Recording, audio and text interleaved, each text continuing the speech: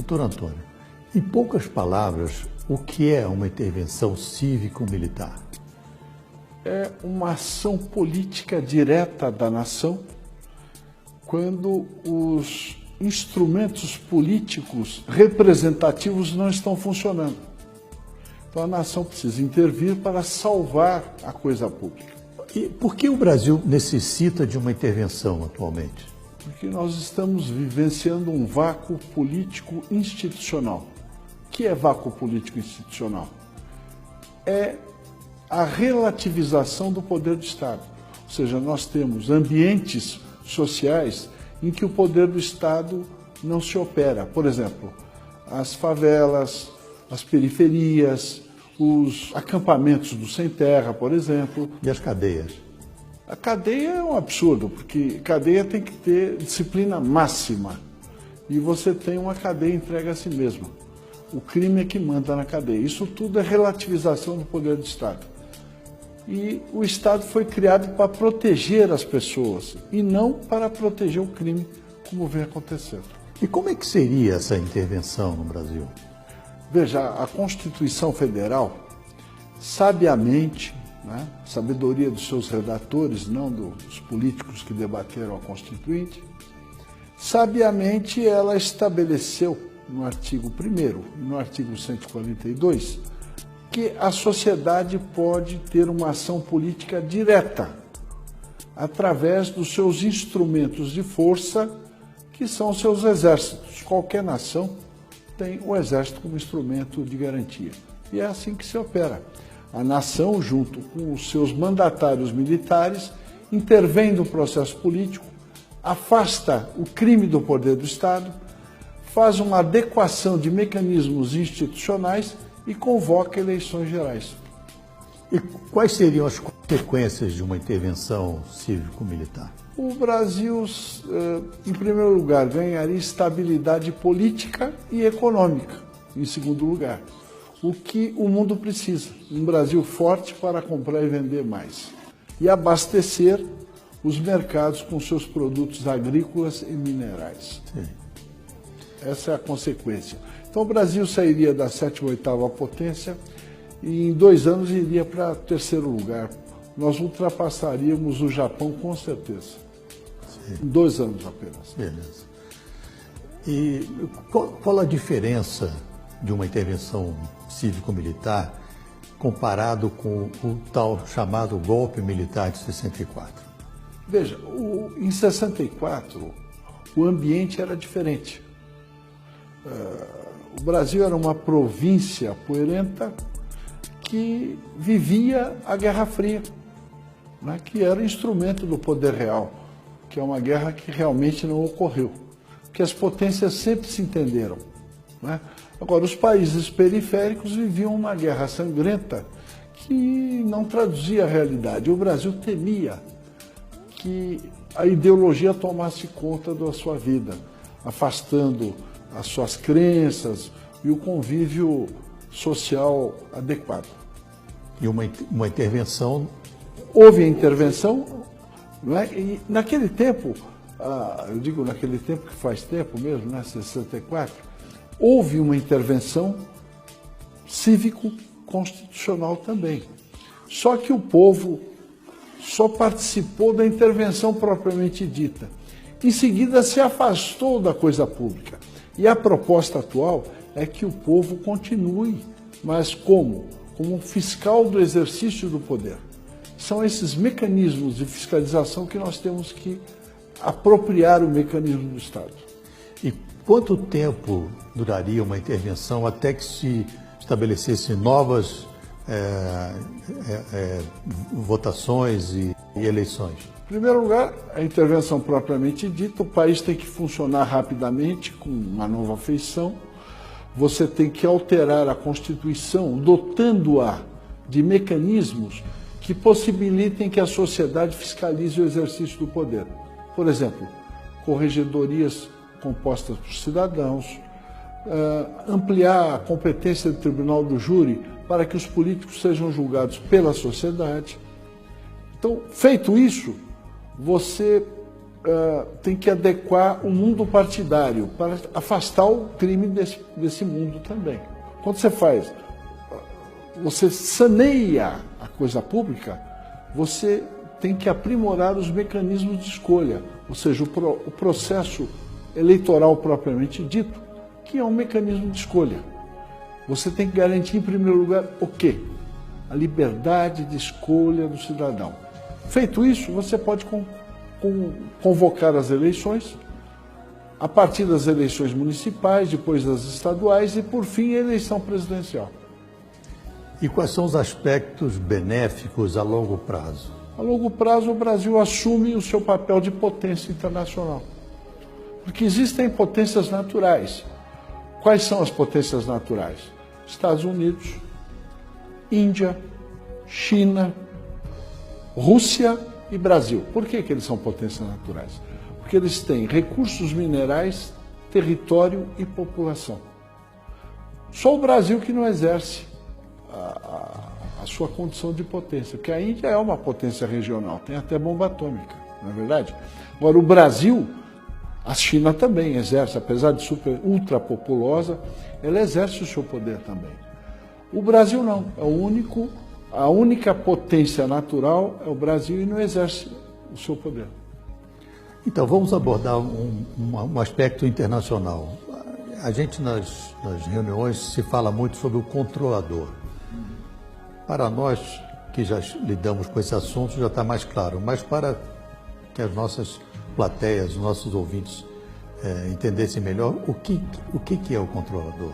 Bom, veja, todo mundo tem a impressão que o que nos cerca, o mundo existente, é de geração espontânea. Não é. Tudo o que existe foi construído por alguém antes de nós. Então, sempre existiu uma ordem mundial que estabelecia o funcionamento dos países, do mundo, as relações comerciais, não é? A segurança das pessoas. E toda ordem pressupõe comando. Então, sempre existiu um comando das potências mundiais. O Império Romano tinha seu controle sobre as províncias e o Império Britânico continua tendo. Eu digo Império Britânico, soa algo meio antigo, mas não é. O Império Britânico continua exercendo o seu poder plenamente. Ele só deixou de ser colonizador direto. Ele exerce o poder sobre a técnica de governo indireto. Quem manda no mundo são as monarquias europeias no poder. O controlador financeiro, o controller financeiro das potências monárquicas europeias é o Banco Rothschild & Sons, que controla a economia e a política mundiais através do sistema financeiro internacional. Ele verticaliza a produção de minérios, por exemplo. A General Electric ela não vende turbina, ela vende minério com valor agregado na turbina, que são milhares de vezes o valor do minério. Então, é um sistema verticalizado que garante o poder das monarquias europeias. E isso tem um efeito deletério no Brasil? Não, é deletério no mundo. Só para exemplificar, o Fed, que é o Banco Central americano, não é um organismo estatal, é um banco, é um pool de bancos coordenados pelo Rothschild & Sons. Quer dizer, até o meio circulante do dólar é controlado pelo Banco Rothschild. E no Brasil, quem são os seguidores do... A classe política, porque você tem o controlador, os agentes conscientes e os idiotas que acham que sabem alguma coisa, que são os agentes inconscientes, aquele tipo, eu sou da paz, sou pelo desarmamento e o problema indígena. Então, a classe política são os agentes conscientes do controlador. Eles são os gerentes das determinações internacionais que submetem o Brasil à escravidão. Certo. Todos os políticos. Todos. Na sua opinião, quando o presidente Trump assumir, e caso haja uma intervenção cívico-militar aqui, qual que você acha que seria a posição dele em relação a isso? Veja, o mundo precisa de um Brasil estável política e economicamente. Por quê? Porque se você aumentar a renda através de uma estabilidade política e econômica, você aumenta o comércio internacional 5 vezes. Isso vai garantir estabilidade política e econômica na Europa, nos Estados Unidos e garantir a segurança alimentar da Ásia. Então, só o Brasil é que pode fazer isso, porque um Brasil estável, ele puxa para o mercado de consumo 400 milhões de latino-americanos, que é um mercado considerável, que tem a vantagem de não pressionar as fontes produtivas de alimentos, que aqui nós produzimos alimentos, e commodities minerais, porque nós produzimos as commodities. Então não vai haver uma pressão sobre o preço das commodities.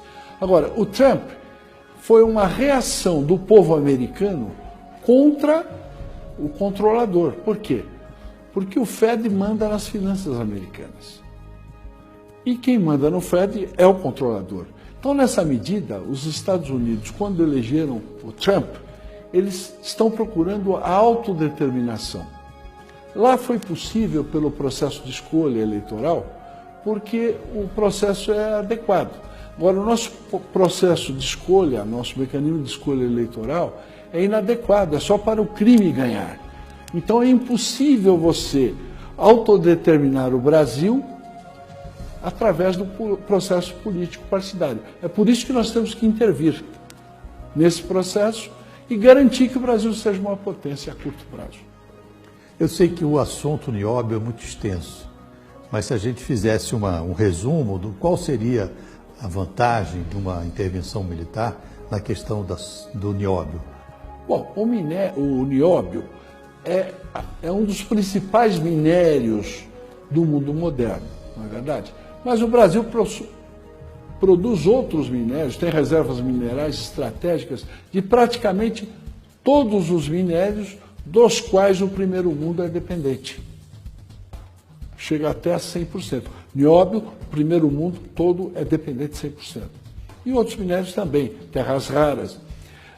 De sorte que o Brasil perde por dia em contrabando e subfaturamento de exportações de minérios estratégicos, $1 bilhão por dia.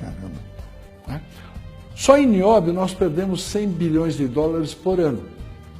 Só para fazer uma comparação, o ano passado a União arrecadou em imposto de renda à pessoa física, descontado na fonte, 139 bilhões de reais.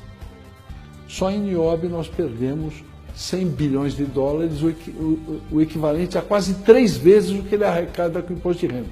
Então, se você estancar a sangria das receitas com exportações de minérios, você vai reduzir os impostos a menos de 30% do que você paga hoje.